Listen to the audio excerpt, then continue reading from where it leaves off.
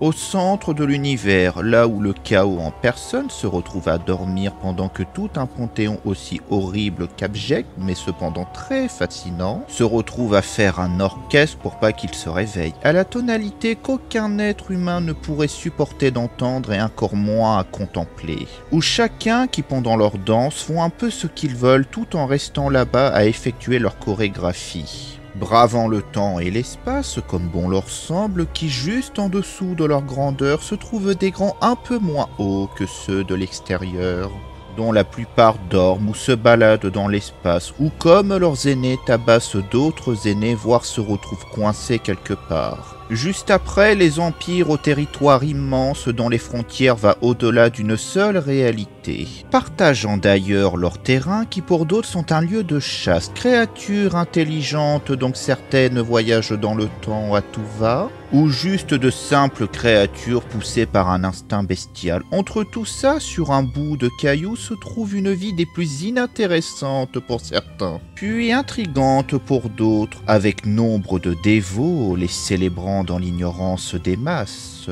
Certains aux traits de poisson sur pattes s'adonnent souvent au mot interdit, celui qui commence en V, ainsi que leurs prétendus cousins dévorant les cadavres des autres, endroit d'ailleurs abritant autrefois nombre d'espèces avant de se faire dégager. Lieu où parallèlement coexiste un monde de rêves aussi loufoque que le reste de l'univers, avec goules puis gros lézards qui dorment ainsi qu'entités qui se baladent, avec ses peuples et ses coutumes ainsi que sa biodiversité, que ses dieux jusqu'aux pseudo-petits pygmées relativement méchants, ainsi que ces royaumes de chats capables de faire des bonds jusqu'à la lune, mais pourtant en guerre contre le petit peuple de la grande forêt, présent dans la contrée des rêves.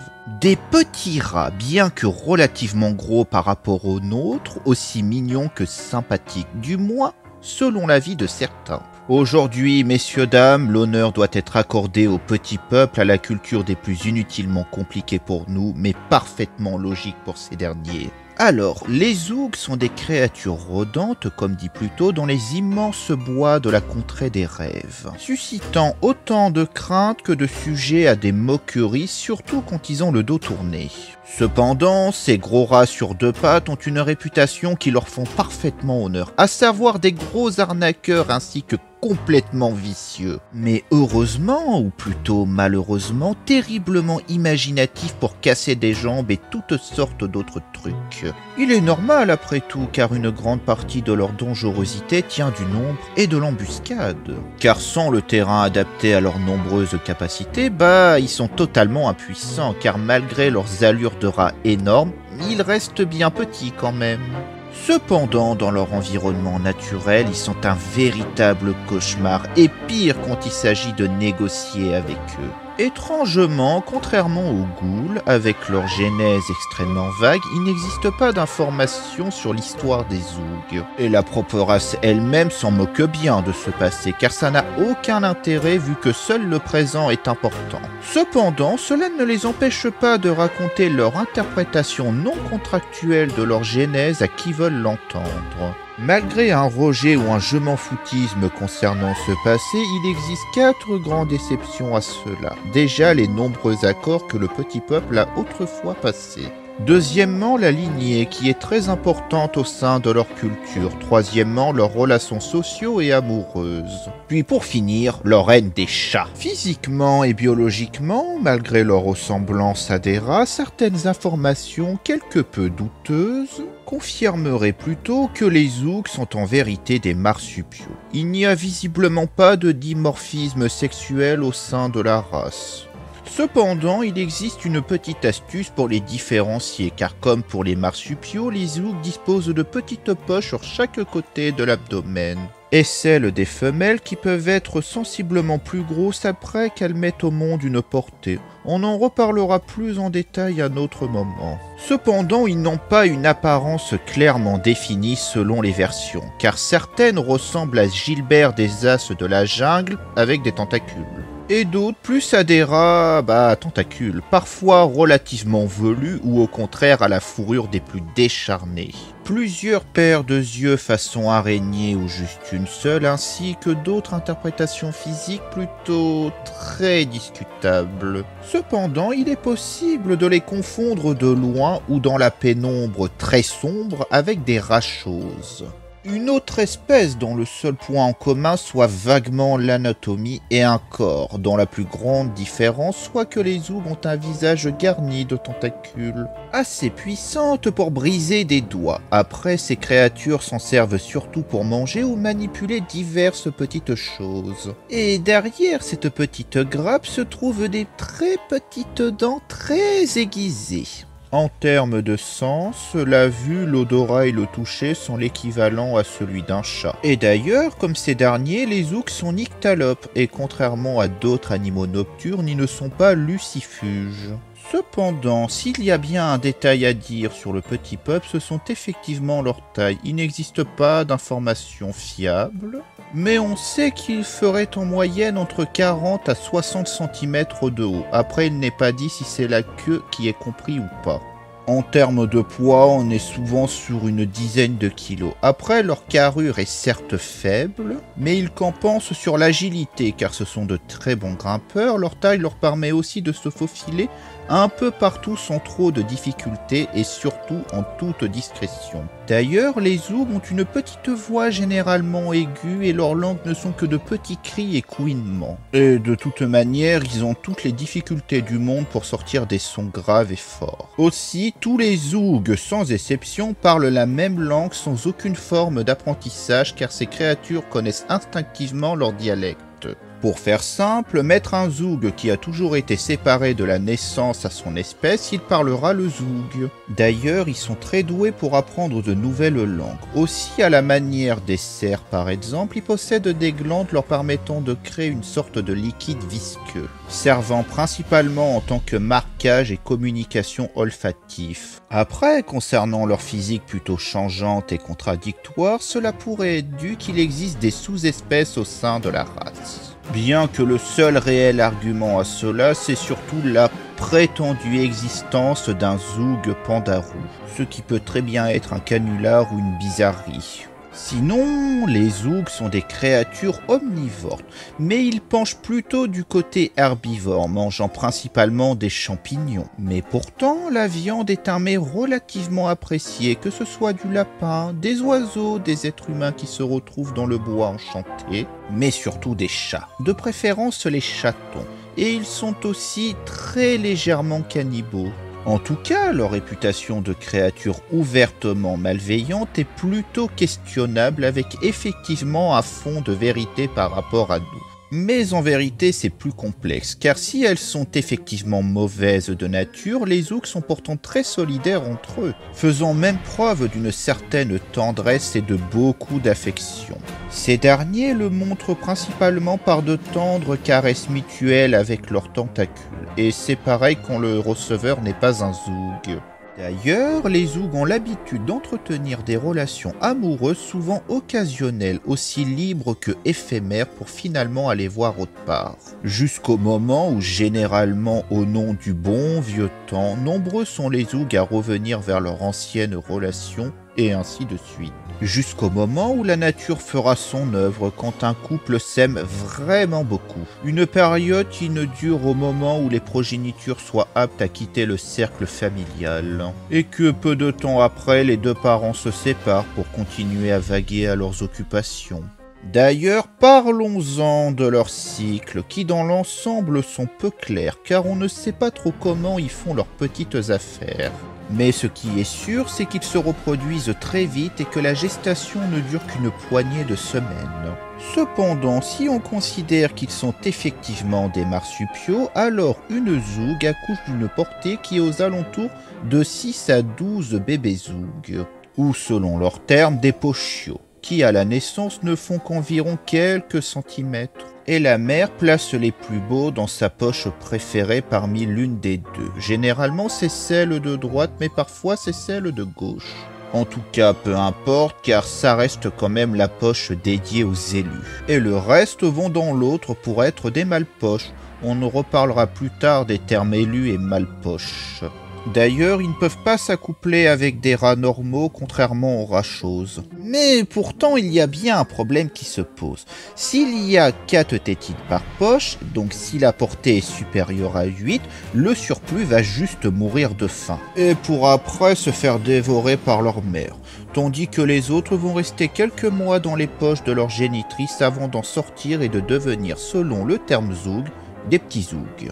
Restant un peu moins de 3 ans auprès de leur famille jusqu'à ce que tous atteignent leur majorité. Et après quoi, l'ensemble du cercle familial se sépare, chacun vaguant à sa nouvelle vie.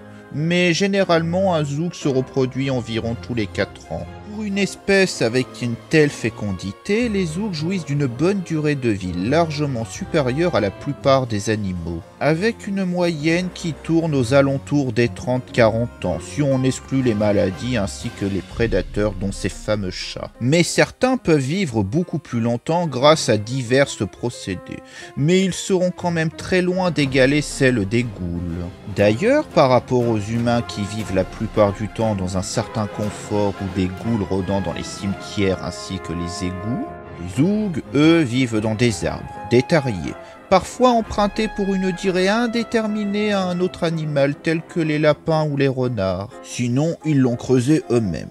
Mais dans les deux cas, cela peut devenir un véritable réseau souterrain. On peut rajouter les zones montagneuses et bâtiments abandonnés, bien que plus rares les zougs vivant loin du reste de leur espèce. Car généralement, l'ensemble de la race demeure dans le bois enchanté, à la frontière entre deux mondes. Les zougs vivent en bandes séparées et indépendantes les unes des autres, mais sans réelle rivalité entre les autres tribus de zougs. Cependant, ils ont réussi là où pratiquement tous ont échoué, à savoir l'absence de conflit qui génère une guerre entre eux. D'ailleurs, ils trouvent cela complètement con d'aller faire la guerre à sa propre race. Et sont même amusés de voir les autres faire ceci alors que certaines d'entre elles se prétendent d'être aussi intelligentes qu'évoluées, pour au final se castagner relativement souvent, surtout ces ignobles chats qu'ils haïssent tant. Et même dans leur système politique qui nous paraisserait totalement aberrante pour nous est parfaitement sensé et efficace chez eux, car la grande nation zoug semblerait selon certaines informations se calquer sur une aristocratie entièrement définie par leur naissance, leur lignée ainsi que les choix de leur génitrice. Et c'est là que le concept d'élu et de malpoche rentre en jeu. Les premiers seront voués à faire partie de la classe dirigeante et les seconds de la classe inférieure, mais dont le nombre de ces deux castes sont relativement égales l'une de l'autre. Il n'existe aucune forme d'arrogance ou de mépris des élus envers les malpoches que de ressentiment ou de jalousie de la classe inférieure par rapport à l'élite. En vérité, il n'y a même pas de barrière sociale vu que les zougs se mélangent et s'accouplent sans prêter attention à cela. Et même si en théorie un élu a une autorité supérieure envers un autre, il écoutera quand même les revendications ou les conseils d'un de statut inférieur sur des questions ou des domaines qui lui est incomprise.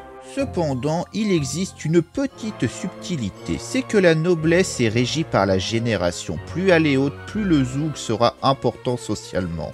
En gros, lorsque deux élus de première génération s'accouplent, la moitié de la progéniture sera de deuxième génération. Et alors que les deuxièmes générations se paluchent, ça donnera la troisième génération et ainsi de suite.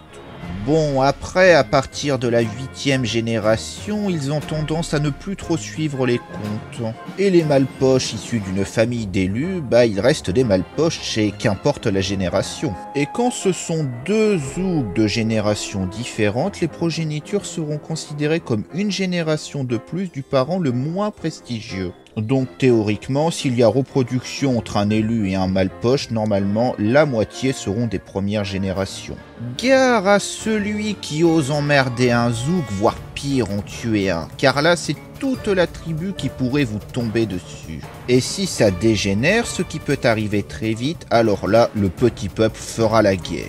Ce qui pour nous ne serait qu'une simple escarmouche, dont leur tactique pourrait se rapprocher à de la guerre asymétrique ainsi qu'un blitzkrieg façon zoug. Et c'est là qu'on voit à l'œuvre toute leur fourberie avec des pièges totalement tordus dont la complexité ferait que Fred Jones soit juste un amateur face aux Zoogs. Et ne les comparons pas aux Vietnamiens, car là, c'est le même délire, mais en pire. Puis, quand les pièges ne suffisent plus, alors là, ils combattront de manière complètement déloyale à un contre beaucoup, dont l'armement pourrait être aussi bien, selon les versions, juste leurs avantages physiques, à savoir leurs petites dents et leurs petites tentacules, que des serbacanes empoisonnées, voire des lames ainsi que des arcs, et dans le pire des cas, il pourrait sortir des armes à feu. Puis des explosifs artisanaux ou juste faire rentrer d'autres créatures dans la danse. Alors certes, leurs petites guéguerres font pas le figure au nôtre, ou à celui des ghouls face à l'armée rouge.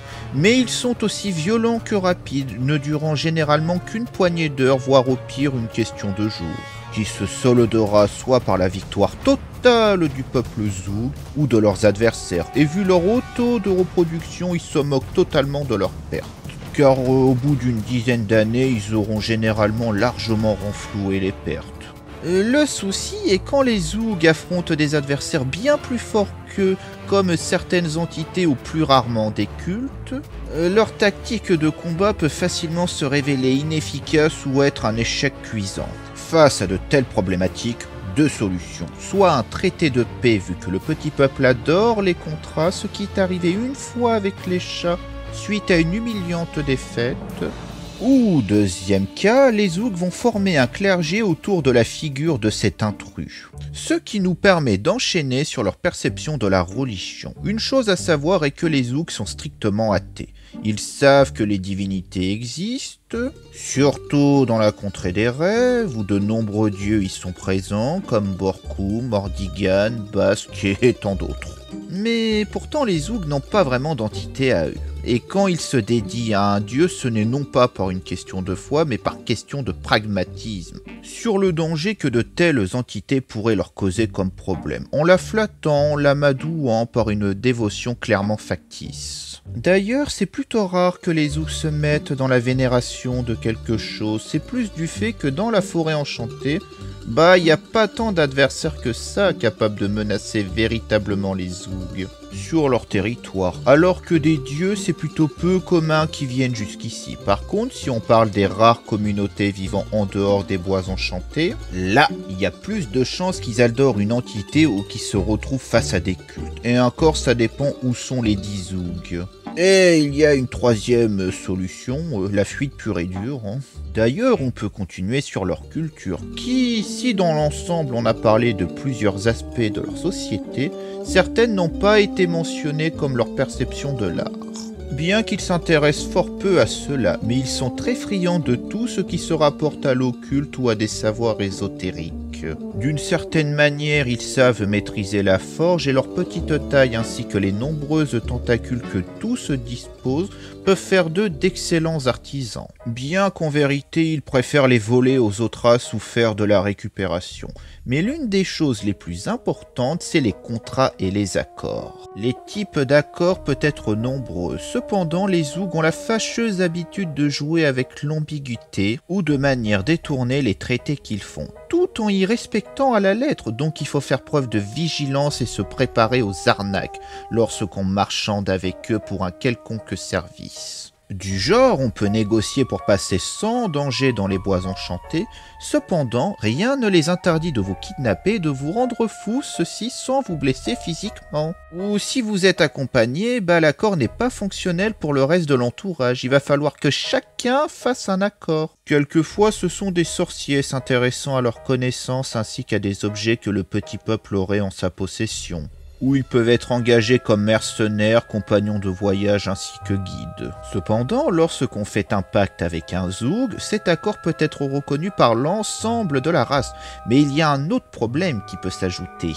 C'est que les marchés ne sont pas rédigés mais retenus uniquement par les Zoogs, car leur dialecte est uniquement oraux. Donc il arrive que parfois ils oublient le pacte, ou généralement car celui qui l'a fait ne l'a pas transmis au reste de ses compères ou à sa descendance. Comme mentionné plus tôt, les Zoogs adorent l'art des pièges autant que Fred Jones en est obsédé.